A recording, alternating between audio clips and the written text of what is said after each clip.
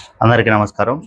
గత కొద్ది రోజుల కిందట కొన్ని వివాదాలు జరగడం జరిగింది. ఎంఎస్ రాజు గారు మరియు తోపుదుర్తి ప్రకాష్ రెడ్డి గారికి, మరియు పరిటాల శ్రీరామ్ గారు కూడా దీనికి కొంత మాట్లాడడం జరిగింది ఈ ఇష్యూ పైన. వాస్తవానికి ఎవరెవరు ఏమేమి మాట్లాడారు, అందులో ఎంతవరకు న్యాయం ఉంది, ఎంతవరకు సమంజసం అని ఈరోజు విశ్లేషిద్దాము. మొదటగా ఇప్పుడు ఎంఎస్ రాజు గారి వీడియో చూద్దాం. మీకు ఆడియో వినిపిస్తుంది. ఈ సందర్భంగా మాట్లాడుతా ఉన్నా, హెచ్చరిక అనుకుంటావో ఏమనుకుంటావో, ఈ పోరాటం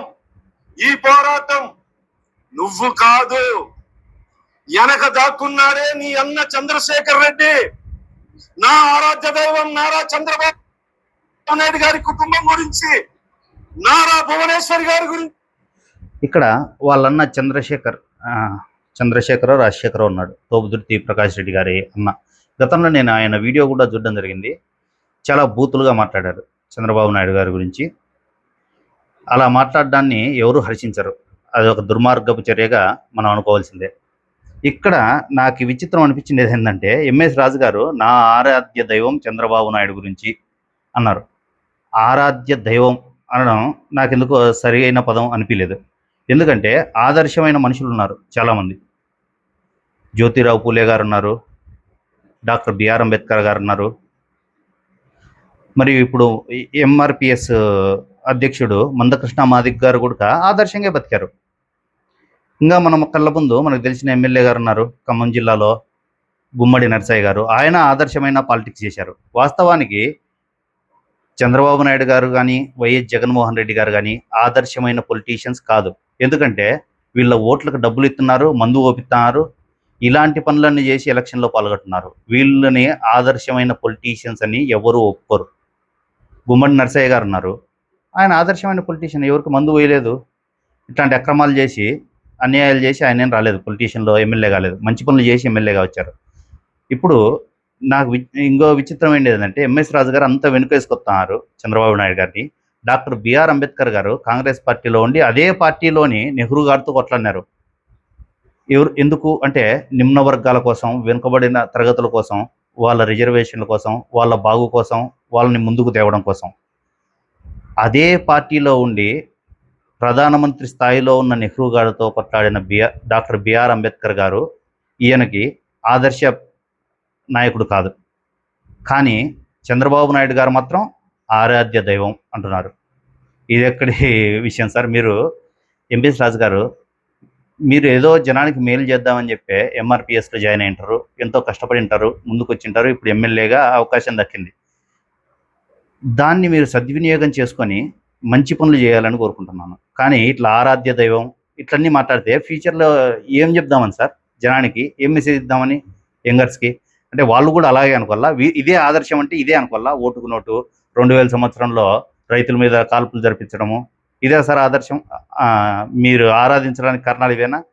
ఎందుకు మీకు ఆరాధ్య దైవం అన్నాడు? టీటీడీలో మెంబర్గా కూడా ఉన్నారు మీరు. ఒక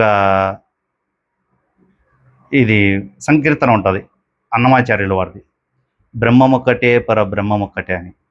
కడలి ఏనుగు మీద కురియు ఎండొకటే, పుడమి సునకము మీద కురియు ఎండొకటే అని సమానత్వ భావాన్ని చెప్పారు. కానీ మీరు సమానత్వ భావం మీకు అర్థం కాలేదు. రాజు నిద్రపోయే నిద్ర ఒకటే, బంటు నిద్రపోయే నిద్ర ఒకటే అని ఉంటుంది. ఇంకా నారా లోకేష్ గారి గురించి, బ్రాహ్మణి మేడం గురించి నీచాతి నీచంగా మాట్లాడిన నీ అన్నని కటకటాల వెనక పంపేంత వరకు నా పోరాటం ఆగదు. తప్పకుండా పంపండి, ఎవరొద్దన్నారు? పంపండి. ఇప్పుడు ఆయన తప్పు చేసింటే అనుభవించాల్సిందే కదా. ఆయన తప్పుగా మాట్లాడారు, దాన్ని ఎవరు హర్షించరు. ఏ కులస్తులైనా, ఏ మతస్థులైనా, ఏ పార్టీ వాళ్ళు కూడా హర్షించరు. ఆ మాటల్ని హర్షిస్తున్నారు, వాళ్ళకి సంతోషం కలుగుతుందంటే వాళ్ళు షాడిస్టులు అంతే. మాత్రమే నీ అన్నైనా సరే ఖబర్దార్ తప్పుని చెప్పి సందర్భంగా హెచ్చరిస్తున్నా. నీకు చేతనైంది చేసుకో. భయపడే కులంలో పుట్టలే. మహా అయితే నువ్వు పుట్టలు నరికించావో లేదా కోడి కోసింటావో. దున్నపోతు తల నరికే దొన్న పొగరున్న కులంలో పుట్టా ప్రకాష్. భయపడే కులంలో పుట్టలేదు. వాస్తవానికి కులమతాలని బట్టి ధైర్యము, భయము అనే విషయాలు రావు. అనుభవాల్ని బట్టి, అవగాహనని బట్టి భయము, ధైర్యము ఇలాంటివి డిపెండ్ అయి ఉంటాయి. అవగాహన తక్కువ ఉండేవాడికి ఆటోమేటిక్గా భయం ఉంటుంది. అవగాహన ఎక్కువ ఉండేవాళ్ళు భయపడరు, చూసుకుందాంలే అనుకుంటారు. ఎందుకంటే అది ఎక్కడ పోతుంది, ఎక్కడ మొదలు పెట్టాం, ఎక్కడ ఎండ్ అవుతుంది అనేది వాళ్ళకి అర్థమవుతుంది. అట్లా వాళ్ళు భయపడరు. మీరు తున్నపోతున్నరికే మాదిగ కులంలో పుట్టామన్నారు. ఎక్కడ సార్? అంటే మాదిగ కులం, రెడ్డి కులం అని పదే పదే అన్నారు. ఎందుకు ఇప్పుడు కులాలు లేకుండా సమాజం ఉండాలని చెప్పి ఎంఆర్పిఎస్ నాయకుడు మందకృష్ణ మాదిగ గారు ఎన్నో పోరాటాలు చేశారు. అవునా కదా? మీరు కూడా అందులో పనిచేశారు.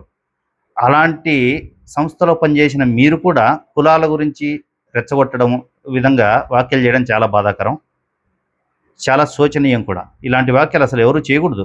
ఎందుకంటే అందరూ సమానంగా ఉందాం. ఎందుకు మాదిగ, రెడ్డి, కమ్మ, నాయుడు, చౌదరి అని ఇట్లాంటి ఈ కులభావాల వల్లే ఈరోజు రాజకీయాలు చాలా కరప్ట్ అయ్యాయి. కులాన్ని చూసి ఓట్లేసే వాళ్ళు తయారయ్యారు. కులాన్ని చూసే మా నాయకుడు అంటారు. కుల విభజన జరిగింది వాస్తవానికి మన రాష్ట్రంలో. నాకు తెలీదు, పోరాటమే ఊపిరిగా ఇంతవరకు వచ్చా. నీలాంటి ఉడత ఊపుగాలని ఎంతో మందిని చూసా. భయపడే ప్రసక్తే లేదు. ఈ రోజు నుంచి ఈ రాయలసీమ ఫ్యాక్షన్ చరిత్రలో గాని, గొడవల్లో గాని రెడ్డికి గొడవ ఉండొచ్చు, రెడ్డికి కమ్మకి గొడవ ఉండొచ్చు, మాదిగకి రెడ్డికి గొడవ. నువ్వు ఫ్యాక్షన్ అని పేరు పెట్టుకుంటావో, ఏం పేరు పెట్టుకుంటావో, ఎంఎస్ రాజు మాదిగ, తోపుతుర్తి ప్రకాష్ రెడ్డి అని నేను అనను. ఆ సామాజిక వర్గం బాధపడుతుంది, వాళ్ళు నిజంగానే బాధపడతాండ్రు. ఇలాంటి నీచ్ కమింగ్. ఇప్పుడు ఎంఎస్ రాజు మాదిగ, తోపుదుర్తి ప్రకాష్ రెడ్డి అని నేను అన్నాం, మంచిదే సార్. కాకపోతే మాదిగల కోసము మీరు ఎన్నో పోరాటాలు చేశారు కదా. నాకు చాలా విచారం ఏంటంటే, సర్లే తోపుదుర్తి ప్రకాష్ రెడ్డి గారు ఏదో వ్యాఖ్యలు చేశారు, మీరు మాట్లాడారు.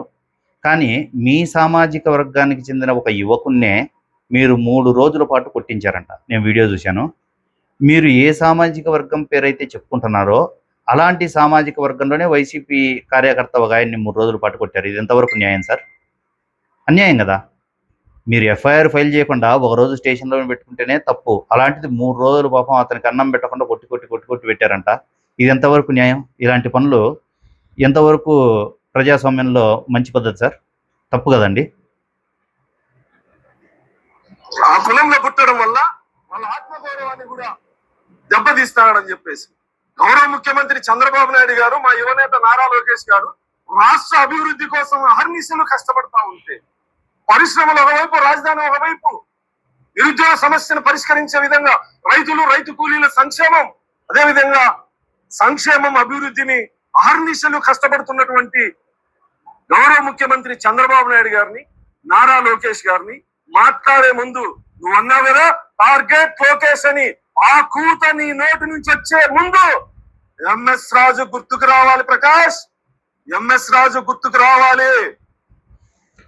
విమర్శించడం అది చంద్రబాబు నాయుడు గారినైనా, వైఎస్ జగన్మోహన్ రెడ్డి గారినైనా, ఎవరినైనా విమర్శించవచ్చు. కానీ తోపుదుర్తి ప్రకాష్ రెడ్డి గారి వాళ్ళన్నా దూషించడం జరిగింది. దూషణ అనేది మంచిది కాదు.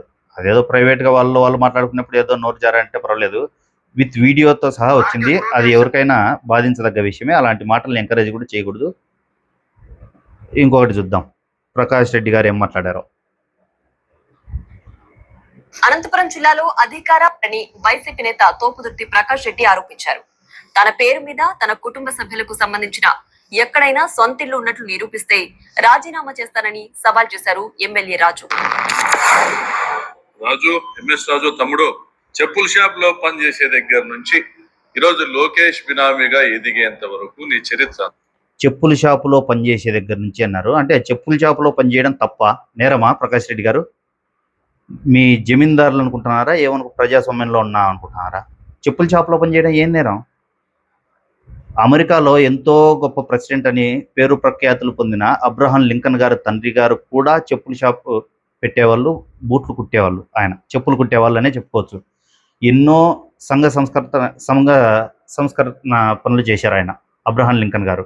నల్ల జాతీయుల విముక్తి కోసం, బానిసత్వ రద్దు కోసం ఎన్నో గొప్ప నిర్ణయాలు తీసుకున్నారు. ఆయన చెప్పుల షాపులో పనిచేసినంత మాత్రాన ఆయన తక్కువ వ్యక్తి లేదా సామర్థ్యం లేని వ్యక్తి ఎవరు? అర్థమైందా? ఏం మాట్లాడుతున్నారు సార్? చెప్పుల షాపులో పనిచేసిన దగ్గర నుంచి అంటున్నారు. చెప్పుల షాపులో పనిచేయడం గర్వంగా చెప్పుకోవాలి ఆయన. వాస్తవానికి చెప్పుల షాపులో పనిచేసిన వ్యక్తి ఈరోజు ఎమ్మెల్యేగా ఎదిగారు కదా. అదేం తక్కువ పనే? తప్పుడు పనే? ఆయనలో సామర్థ్యం ఉంది, ఎమ్మెల్యే అయ్యాడు. అందరికీ తెలుసు నాన్న. ఎమ్మెల్యే అయిన 3 నెలలకే 7 కోట్ల విల్లా ఎట్లా కొంటివిరా బాబు? నీ పార్టీ ఆఫీస్ ఏదైతే ఉందో అది కూడా కొన్నావంట కదా? బెంగళూరులో కూడా ఏదో ప్రాపర్టీ కొన్నావంట కదా బాబు రాజు? నా పేరు మీద గాని, నా భార్య పేరు మీద గాని, మా అమ్మ ఇప్పుడు ఈయన ఇన్ని ప్రాపర్టీలు కొన్నాడు, విల్లాలు కొన్నారు అని చెప్తున్నారు కదా, తప్పకుండా మీరు దాన్ని నిరూపణ చేయాలి. ఎంఎస్ రాజు గారు ఏమన్నా అవినీతి చేసి ఉంటే కనుక. అలాగే ఎంఎస్ రాజు గారు కూడా ఈయన మీద అవినీతి ఆరోపణలు చేశారు. ఇల్లు తీసుకొని దానికి రెంట్ కూడా కట్టలేదన్నారు. నేను చెక్ చేశాను, ఎంఎస్ రాజు గారి ఆస్తులు ఎన్నికల అడఫిట్లో లక్షల్లోనే ఉంది. తోపుదుర్తి ప్రకాష్ రెడ్డి గారిది కోట్లలోనే ఉంది. అలాగే పరిటాల శ్రీరామ్ గారు కూడా ఈయన మీద అవినీతి ఆరోపణలు చేయడం జరిగింది. హంద్రీనివా ప్రాజెక్టులో అవినీతి చేశాడు, లంచాలు తిన్నాడు అని. అది చాలా ఘోరాతి ఘోరమైన పాపం. ఎందుకంటే తాగునీటి సాగునీటి ప్రాజెక్టు అయిన హంద్రీనివాలో అవినీతికి పాల్పడడం అంత దారుణమైన పని ఇంకొకటి ఉండదు. దయచేసి వాటిపైన హమీద్ ఖాన్ గారు, నమస్కారం హమీద్ ఖాన్ గారు, దయచేసి విచారణ జరిపి ఇప్పుడు తోపుదుర్తి ప్రకాష్ రెడ్డి గారి పైన ఎంఎస్ రాజు గారు మరియు పరిటాల శ్రీరామ్ గారు ఆరోపణలు చేయడం జరిగింది. వీరిద్దరిని సాక్షులుగా చేర్చుకొని వారి అవినీతిని నిరూపించండి. అలాగే వీరిద్దరి పైన తోపుదుర్తి ప్రకాష్ రెడ్డి గారు ఆరోపణలు చేయడం జరిగింది, అవినీతి ఆరోపణలు. అది వీళ్ళిద్దరి పైన కేసు నమోదు చేసి సాక్షిగా తోపుదుర్తి ప్రకాష్ రెడ్డి గారిని పెట్టి విచారణ చేయవలసిందిగా కోరుకుంటున్నాను. హంసలాగా పాలకు పాలు, నీళ్ళకు నీళ్ళు, ఈ ముగ్గురులో వాస్తవానికి ఎవరు అవినీతి పరులు, ఎవరు నీతి పరులు అని నిరూపించాల్సిన అవసరం ఎంతైనా ఉంది. ఎందుకంటే జనం ఎవరిని నమ్మది? ముగ్గురు ఒకరిపైన ఒకరు ఆరోపణలు చేస్తూ ఉన్నారు. పైగా అంత ఎంతో మెచ్యూర్డ్గా పరిటాల శ్రీరామ్ గారు అంత బూతులేం మాట్లాడినట్లు అనిపించలేదు, కానీ వీళ్ళిద్దరూ మాత్రం చాలా ఎక్స్ట్రీమ్గా మాట్లాడుకున్నారు. ఇక ఇంటి రెంట్ కట్టలేదు అనడం చాలా ఘోరమైన పని. అది తోపుదుర్తి ప్రకాష్ రెడ్డి గారు చేసింటే కనుక ఎంత మానసిక క్షోభకు గురైంటారు ఆ ఇంటి వారు. దౌర్భాగ్య పని కదా. ఆ ఇల్లు కొన్నారన్నారు, ఓకే కొనియండి, ఈఎంఐలు పెట్టుకొని ఏ బ్యాంకులో చేశారో చెప్పండి. ఎంఎస్ రాజు గారు తప్పే ఉంది? మీరు ఇల్లు కొనింటే కనుక ఇల్లు కొనడం తప్పేం కాదు. ఆ డాక్యుమెంట్స్ పెట్టండి, మీరు పలానా దగ్గర నుంచి బ్యాంక్ నుంచి లోన్ పొందాము, ఇలా కొన్నామనండి, దాంట్లో తప్పేం లేదు. కానీ మీరు పూర్తి బ్లాక్ మనీలో కొనింటే మాత్రం తప్పు. అందుకు ఇప్పటి నుంచి ఈ మీ ముగ్గురు కూడా ఇప్పటి నుంచి ఒకరి మీద ఒకరి ఆరోపణలు చేసుకున్నారు కదా, వాటిని నిరూపించగలిగిన నైతిక బాధ్యత మీ పైన ఉంది. ఊరక మాట్లాడాము అయిపోయింది మర్చిపోతారు అనుకోవడం తప్పు.